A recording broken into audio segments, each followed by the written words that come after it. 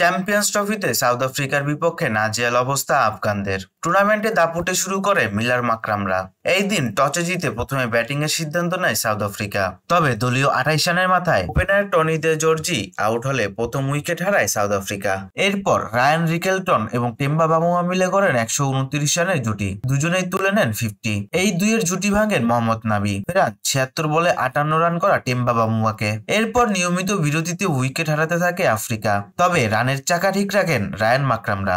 Ryan তুলে নেন century, তবে তার ভাগ্য তারপর আর সহায় হয়নি। 106 বলে 103 রান করে রান আউটে কাটা পড়েন রায়ান রিকেলটন। এরপর বেন্নার্ডসনের 52, মিলারের 14 এবং এডেন মাকরামের অপরাজিত 52 রানের উপর ভর করে নির্ধারিত 50 ওভার শেষে 6 উইকেট হারিয়ে 315 রান স্কোরবোর্ডে তুলে সাউথ আফ্রিকা। 316 রানের লক্ষ্য তাড়া করতে নেমে সাউথ আফ্রিকার বোলারদের চাপ সামলাতে পারেনি আফগানরা। নিয়মিত বিরতিতে উইকেট হারাতে থাকে আফগানিস্তান। রাহমানুল্লাহ গুরবাজ, নাবি, ইব্রাহিম জাদরানরা কেউই বড় ইনিংস খেলতে পারেননি। রাহমত শাহ একাই লড়াই করেন, তার সঙ্গ দিতে পারেননি ওমার জাই, গুলবাদিন, রাশিদরা। রাহমত শাহ 92 বলে 90 রান করে কাগিসো রাবাদার বলে ক্যাচ তুলে দিয়ে পেভিলিয়নের পথ ধরলে 208 রানে অল আউট হয়ে যায় আফগানিস্তান।